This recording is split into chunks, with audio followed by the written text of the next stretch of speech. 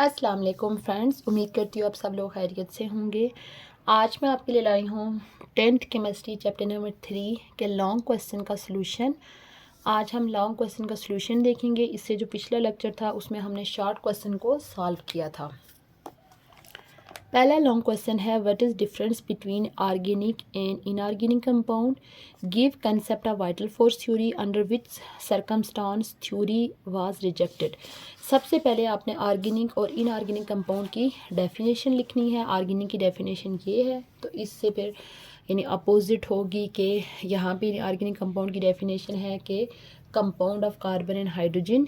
तो यहाँ पे देखें, कार्बन और हाइड्रोजन को छोड़ के पीरियोडिक टेबल के बाकी जितने भी एलिमेंट्स हैं उनके कंपाउंड को किसके अंदर स्टडी किया जाता है, इनऑर्गेनिक केमिस्ट्री में। सबसे पहले आपने दोनों की डेफिनेशन लिखनी है।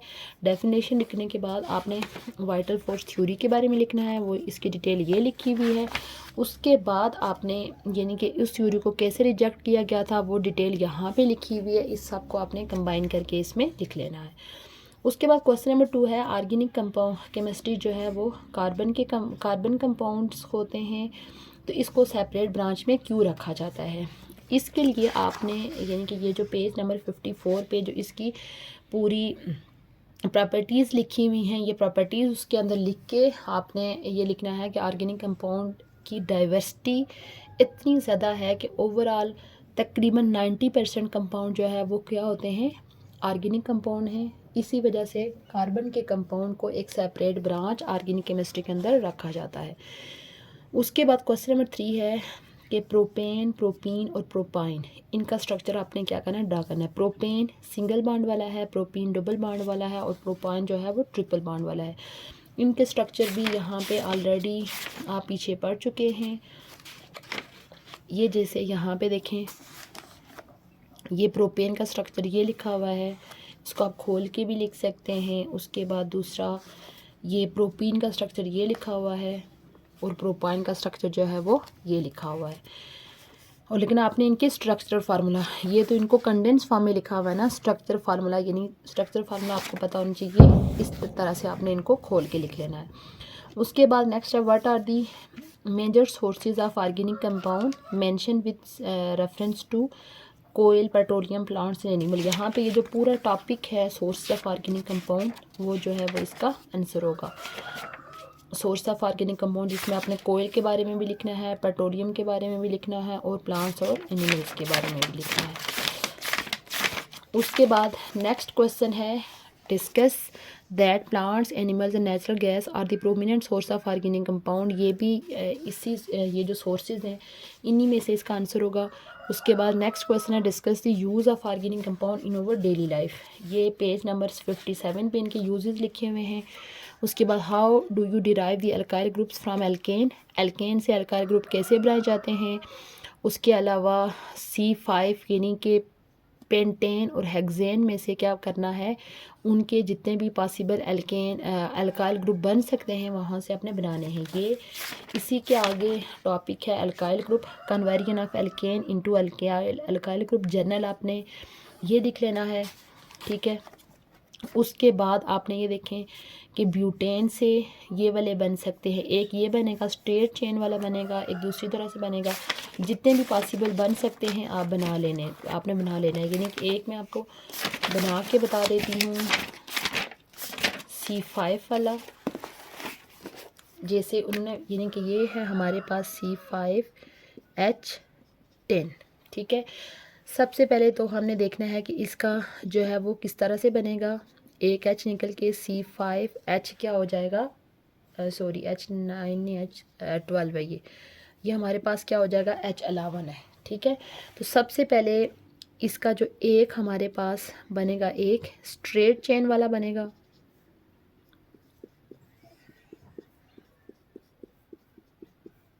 इस तरह से यहाँ से, यानी कि एक H निकल गया तो यहाँ पे हमने इसी तरह इसको छोड़ देना है, ठीक है। एक हो गया हमारे पास स्ट्रेट चेन वाला। उसके बाद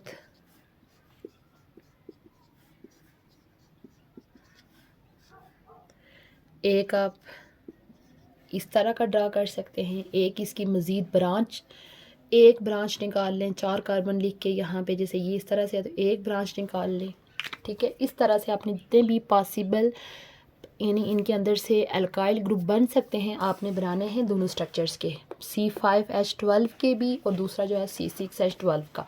यानी एक स्ट्रेट चेन बन जाएगा, यानी एक प्राइमरी फॉर्म में बनेगा, एक सेकेंडरी फॉर्म में बनेगा और एक टर्शरी फॉर्म में बन सकता है। उसके बाद नेक्स्ट क्वेश्चन है define functional group and discuss structure and general formula of compound having carbon hydrogen and oxygen in them.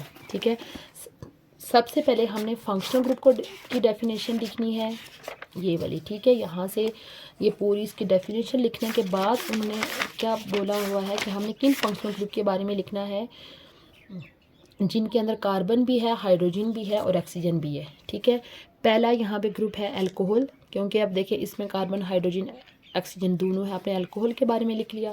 दूसरा हमने लिख लिया ईथर के बारे में, क्योंकि इसमें भी कार्बन ऑक्सीजन हाइड्रोजन सारे प्रेजेंट हैं। उसके बाद फिर हमने एल्डिहाइड के बारे में लिख लिया, उसके बाद कीटोन्स के बारे में लिख लिया और कार्बोक्सिलिक एसिड के बारे में लिख लिया, क्योंकि ये सारे कंपाउंड ऐसे हैं जिनके अंदर कार्बन हाइड्रोजन और ऑक्सीजन प्रेजेंट है। इसमें हम अमीन और अल्काइल हैलाइड को डिस्कस नहीं करेंगे क्योंकि उनके अंदर ऑक्सीजन प्रेजेंट नहीं होता। उसके बाद नेक्स्ट क्वेश्चन है give the general formula of alkene, alkene और अल्काइन के जनरल फार्मूले और alkyl halide, also give 2 example of each with structure and name. ठीक है, यहाँ पे आप देखें ये पीछे पूरी डिटेल में हमने पढ़ा था। एल्केन का जनरल फार्मूला इसमें हमने पढ़ा हुआ है, उसकी फिर कोई सी ये 2 एग्जांपल उठा लें। फिर एल्कीन ये देखें उनका जनरल फार्मूला और उसके बाद इसकी 2 एग्जांपल।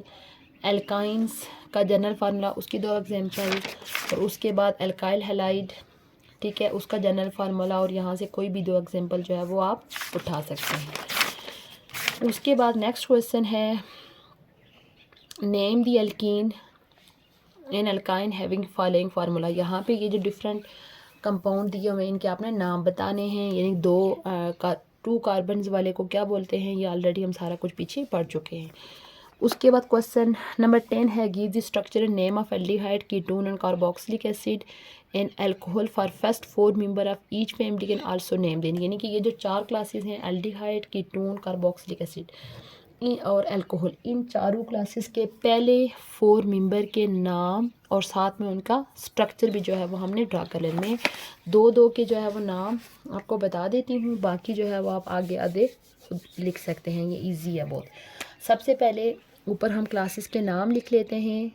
हमारे पास पहला हमने नाम लिखना है अल्कोहल, उसके बाद एल्डिहाइड, उसके बाद कीटोन और नेक्स्ट जो है वो कार्बोक्सिलिक एसिड। ठीक है,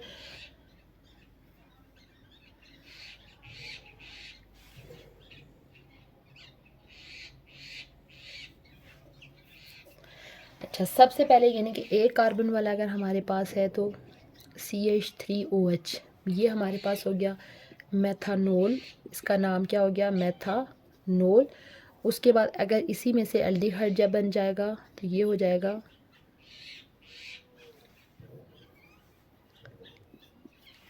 अच्छा सॉरी इसका जो इनका जो पहला होता है वो सिंपल एक हाइड्रोजन वाला होता है, C+O और H, ये हो गया मेथानेल। कीटोन जो है वो पहला जो कीटोन होगा वो 3 कार्बन वाला होता है। ठीक है, इसका नाम होगा प्रोपानोन। उसके बाद पहला एसिड जो होगा वो इस तरह से, वो भी सिंगल कार्बन वाला होगा, वो होगा मेथानोइक एसिड। ठीक है, इसी तरह हम यहाँ पे 2 कार्बन वाला बनाएंगे C2H5OH, 2 कार्बन वाले को बोलते हैं एथानेल, ये भी 2 कार्बन वाले का हो जाएगा, सॉरी ये एथानोल है और ये होगा एथानेल। अब देखें इसका जो सबसे छोटा जो होता है वो 3 कार्बन वाला होता है। अब 3 से जो 4 कार्बन वाला होगा C2H5, एक तरफ इथाइल लगा लें और एक तरफ इस तरह, तो ये इसका नाम होगा ब्यूटानोन। तो ये देखें 1 कार्बन वाला था तो ये भी हमारे पास 2 कार्बन का बन जाएगा। यहाँ पे इसका नाम होगा एथानोइक एसिड, एथानोइक एसिड। इसी तरह आपने यानी कि 4 अल्कोहल, 4 एल्डिहाइड, 4 कीटोन और 4 कार्बोक्सिलिक एसिड, इनके नेम और स्ट्रक्चर जो है वो दोनों ड्रा कर लेने हैं। उसके बाद नेक्स्ट क्वेश्चन नंबर 11 है, what do you mean by isomerism. Isomerism क्या है? Give 3 pairs of compound which have different functional group but are isomers. यानी आइसोमेरिज्म का जो टॉपिक है वो आपकी बुक पे प्रेजेंट नहीं है, आप इसकी डिटेल जो है वो नेट से लिख सकते हैं। जनरल आपको मैं बता दूं कि आइसोमेरिज्म का मतलब ये होता है कि कुछ ऑर्गेनिक कंपाउंड जिनका मॉलिक्यूलर फार्मूला तो सेम होता है बट उनका स्ट्रक्चर होता है वो डिफरेंट होता है, तो ऐसे कंपाउंड को बोलते हैं एक दूसरे के आइसोमर्स, और इस फिनोमेना को बोलते हैं आइसोमेरिज्म। तो इस क्वेश्चन में सबसे पहले आपने आइसोमेरिज्म के बारे में जनरल लिखना है और उसके बाद आपने कोई से 3 कंपाउंड के बारे में 3 पेयर्स लिखने हैं जिनके अंदर फंक्शनल ग्रुप तो डिफरेंट प्रेजेंट है बट वो एक दूसरे के आइसोमर्स हैं। ठीक है, इसमें से एक एग्जांपल मैं आपको दे देती हूँ। जैसे हमारे पास कंपाउंड है C2H5OH, ये जो है हमारे पास इसका नाम है एथानोल, एथानोल। ठीक है, इसी तरह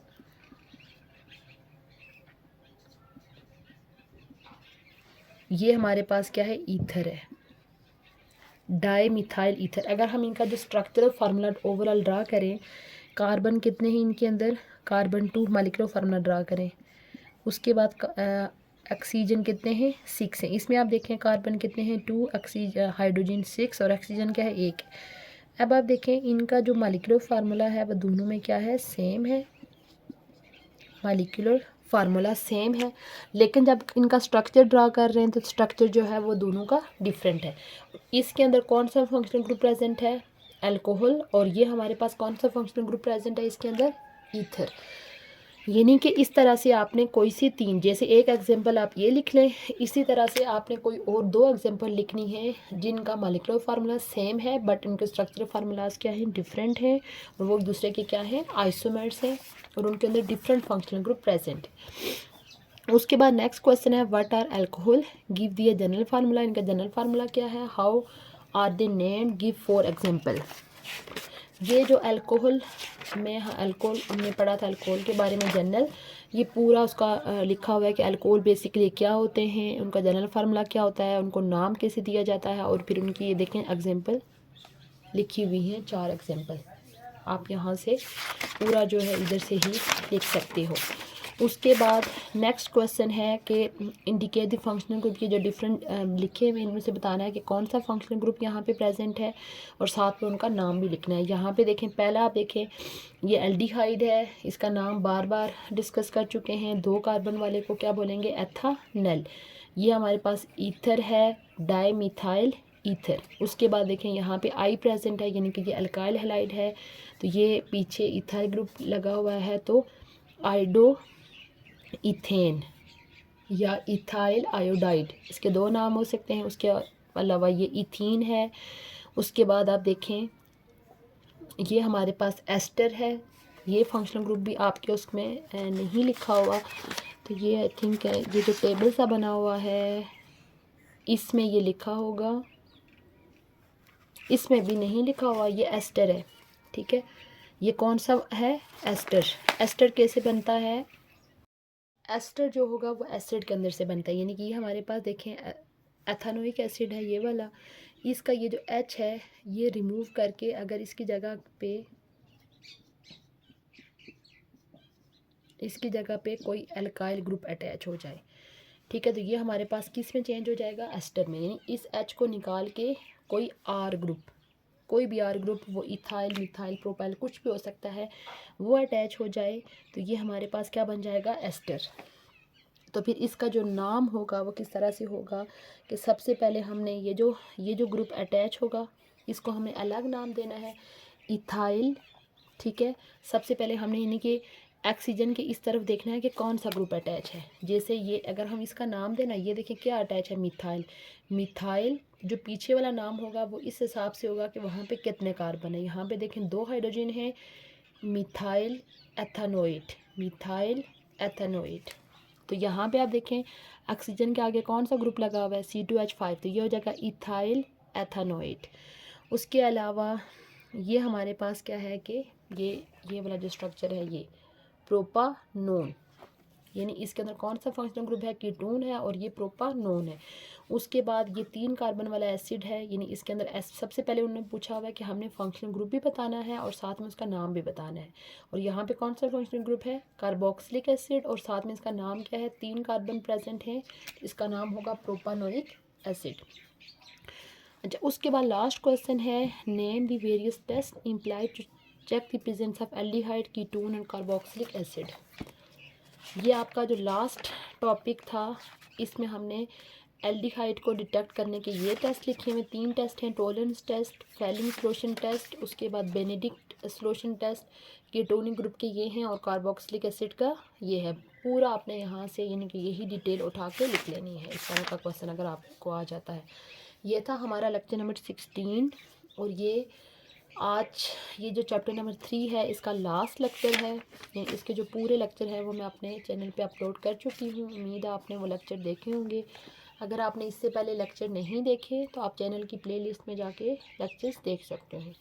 इंशाल्लाह बहुत जल्द मैं न्यू चैप्टर जो है वो चैप्टर नंबर 12 यानी कि इस केमिस्ट्री का है चैप्टर नंबर 4, उसके लेक्चर भी इसी तरह 1 बाय 1 अपलोड करती जाऊँगी। तब तक के लिए अल्लाह हाफिज़।